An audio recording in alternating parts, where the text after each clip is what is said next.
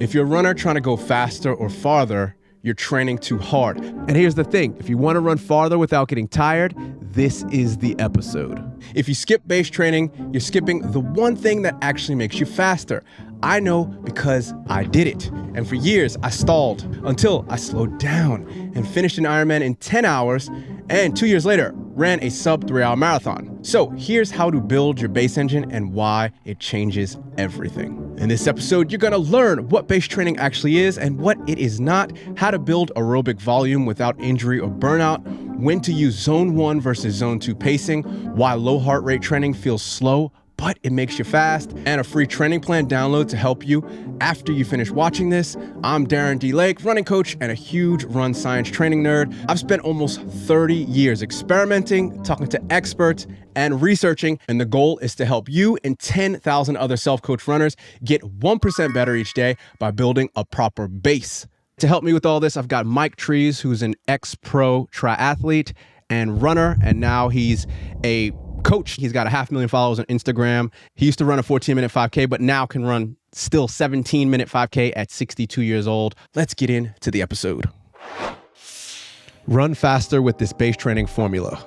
Let's bring it back to the base training. Obviously, we know what's not base training. In my base training zone, we're doing at least 80% of the work at nice, easy aerobic paces, zone 1 or zone 2, as people might say, or maximum aerobic heart rate, the MAF. You should be able to get enough oxygen through the nostrils quite happily. So it's a very easy pace. Running is very bad at building up muscles and muscle mass. So we need some strength and conditioning, some core work, some gym work to build the legs and strengthen the legs. Then we need another big word, neuromuscular activation. It really means a little bit of sprinting. If people think I've talked far too quickly and didn't understand it all, I have put together a base training plan.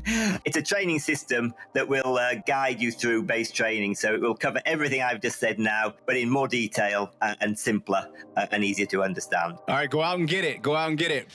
When you should do base training to run your best race.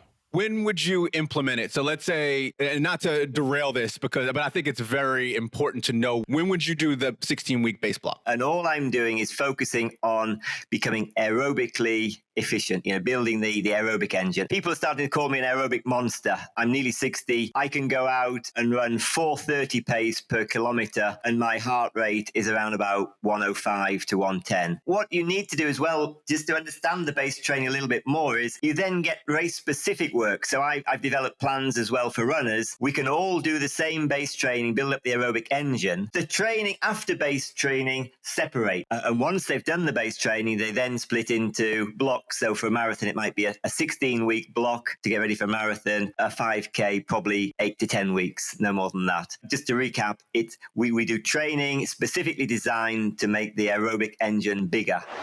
Now, before we go deeper, I know base training can feel vague.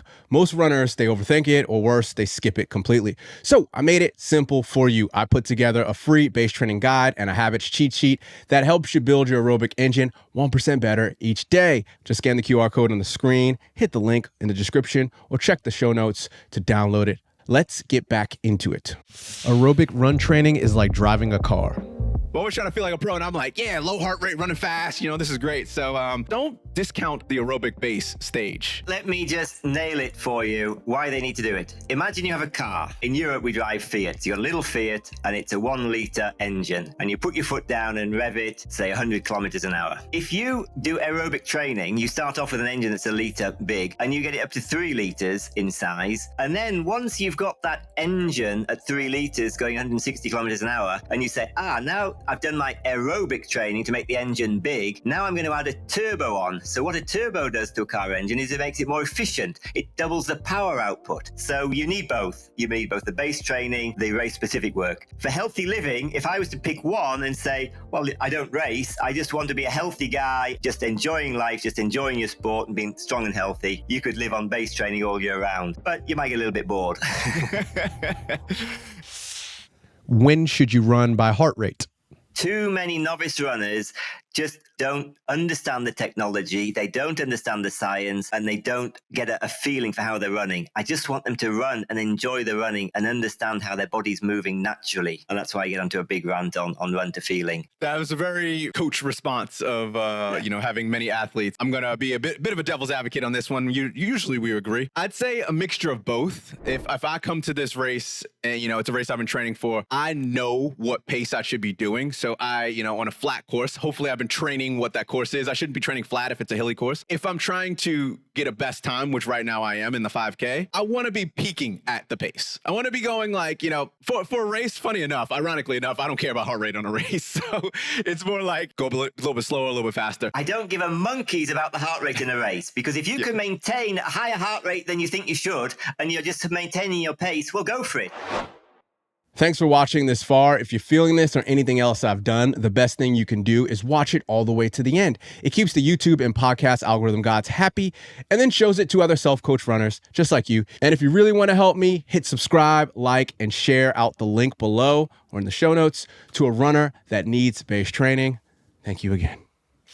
How to do sprints the right way for aerobic base training distance running. And then going for sprints, when we're talking about the ATP system, it's generally accept 10 seconds about the maximum you can really go. And the interesting thing with that is I could put a sprint session in of, say, 75 meter strides for an elite athlete and put that on his easy training day, because he sprints, he's not going to build up lactate, but he's going to walk back, he's going to take his time to recover, make sure that the ATP has regenerated within his muscles before doing another sprint, and then can do another. We can use that on easy days even. They're not getting enough rest and they're building up lactate and they're not developing the aerobic system anymore. I know a lot of people that don't know why they do the rest. So they go, oh, I feel fine. I'll do these, 15-second hills. And then they'll have like a 10-second recovery, 5-second recovery, and then go back up. And I'm like, no, you're supposed to have like 40 to 60. It should be 3 to 4 times longer than you did. Yeah. And they're like, but I felt fine. And I'm like, no, this isn't to smash it out as hard as possible. It's actually to be able to sprint when you're 100%. So that's a very, very good point.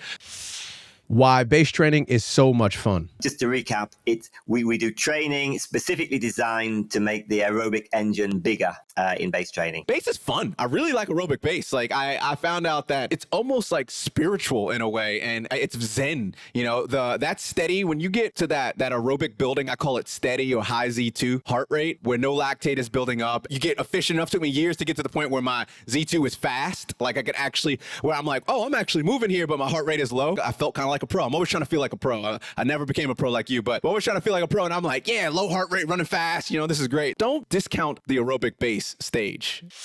The 2 types of base training explained.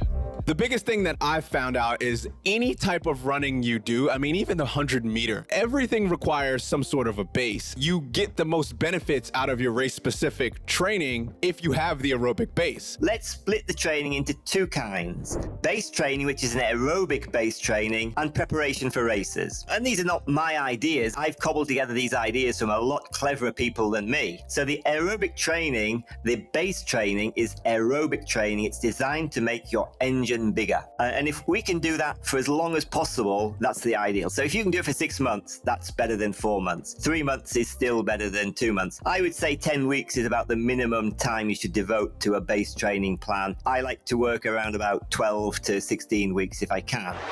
If you haven't already, make sure you get that free base training and habits download so you can get faster with your base today. And as a bonus, you'll sign up for my weekly 5 minutes or less newsletter that goes deep on topics just like this: VO2 max, tempo runs, the all-important mental fitness, got to get that brain right. And I have a bit of fun in there because life is for smiling sometimes. This whole running thing, got to have fun. But here's the thing. Once the base is built, you can't just keep stacking easy runs. You got to go to the next level if you want to run farther or faster, etc., get best times. So you need to add intensity. And that starts with understanding VO2 max. That's your next step. Click the video below if you're watching, or if you're listening, get that link in the show notes to learn exactly what VO2 max is, how to improve it, and how to fit it into your training without overdoing it. See you in that episode. Peace.